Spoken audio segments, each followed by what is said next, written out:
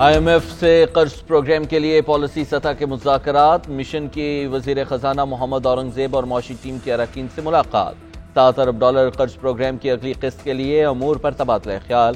وزیر خزانہ نے اب تک کی معاشی کارکردگی سے آگاہ کیا، یقین دہانی کرائی کہ حکومت پروگرام پر سختی سے کاربند رہنے کے لیے پرعزم ہے۔ ملک میں میکرو اکنامک استحکام پیدا ہو چکا ہے، ٹیکس اور توانائی شعبے میں اصلاحات جاری ہیں، سرکاری اداروں میں رائٹ سائزنگ اور نجکاری میں پیش رفت پر بھی بریف کیا گیا۔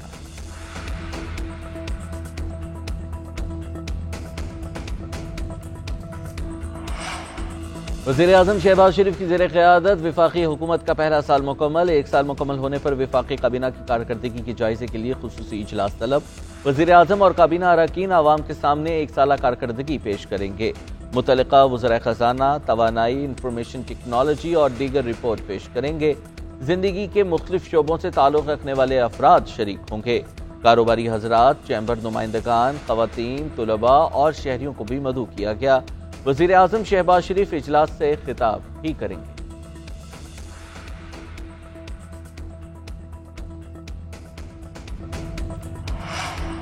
فوجی عدالتوں میں سویلینز کے ٹرائل کے خلاف انٹرا کورٹ اپیلوں پر سماعت، سول سوسائٹی کے وکیل فیصل صدیقی کے دلائل مکمل، موقف اختیار کیا کہ امریکہ میں رواج ہے کہ دلائل کے اختتام پر فریقین کو پرپوز ججمنٹ کا حق دیا جاتا ہے۔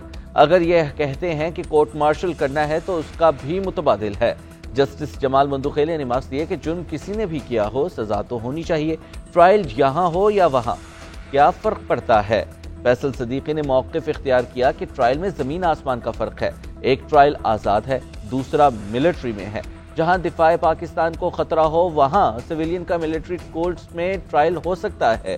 9 مئی واقعات میں کیسز توڑ پھوڑ کے ہیں۔ جسٹس جمال مندوخیل نے سارے فورم موجود ہیں، سارے فورم قابل احترام ہیں۔ تحریک انصاف کا الیکشن کمیشن اراکین کو تبدیل کرنے کا مطالبہ، چیئرمین بیرسٹر گوہر کہتے ہیں کہ شبلی فراز اور عمر ایوب نے اسپیکر کو خط لکھے ہیں، بتایا ہے کہ الیکشن کمیشن اراکین ریٹائرڈ ہو چکے ہیں، آئین کے مطابق ان کا تعین 45 روز میں ہونا چاہیے۔ درخواست ہے کہ پارلیمانی کمیٹی بنائیں۔ آئینی تقاضے پر حکومت نے بھی ابھی تک عمل درآمد شروع ہی نہیں کیا، جیسے ہی کمیٹی بنے گی ہم بھی نام دیں گے۔ الیکشن کمیشن آئینی ذمہ داری نبھانے میں ناکام ہو چکا ہے، مخصوص نشستوں پر الیکشن کمیشن نے ہمارا آرڈر روک رکھا ہے۔ سپریم کورٹ نے ہمارے حق میں فیصلہ دیا تھا، 38 اراکین کا نوٹیفیکیشن باقی ہے۔ سپریم کورٹ نے 2 مرتبہ وضاحت بھی مسترد کی ہے۔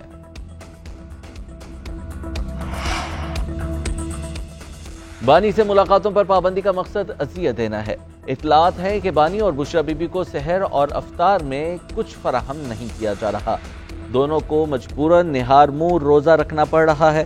مشیر اطلاعات خیبر پختونخوا بیرسٹر سیف کا الزام، کہتے ہیں حکومت کے اوچھے ہتھ کنڈوں کے باعث عوام میں شدید تشویش پائی جاتی ہے، حکومت ایک قیدی سے خوف زدہ ہے۔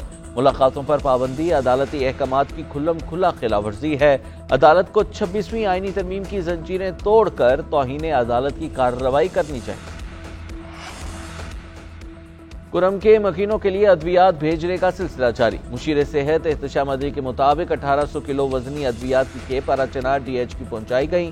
یہ ادویات سرکاری ہیلی کاپٹر کے ذریعے پہنچائی گئی ہیں۔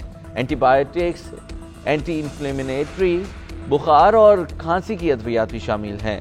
جب تک زمینی راستے بحال نہیں ہوتے ادویات کی فراہمی بذریعہ ہیلی کاپٹر جاری رہے۔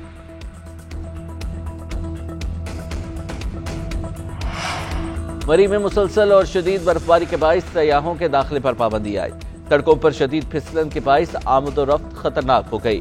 17 میل ٹول پلازا سے مری ایکسپریس وے کو بھی مکمل طور پر بند کر دیا گیا۔ حکام کے مطابق برفباری سے پیدا ہونے والی پھسلن سے بچنے کے لیے سڑکوں پر نمک کا چھڑکاؤ بھی کیا جا رہا ہے۔ موسم کی شدت کے پیش نظر فی الحال سیاحوں کو مری آنے سے روک دیا گیا ہے تاکہ کسی ناخوشگوار واقعے سے بچا جا سکے۔ 2 دن کے لیے اسکولز بھی بند ہیں۔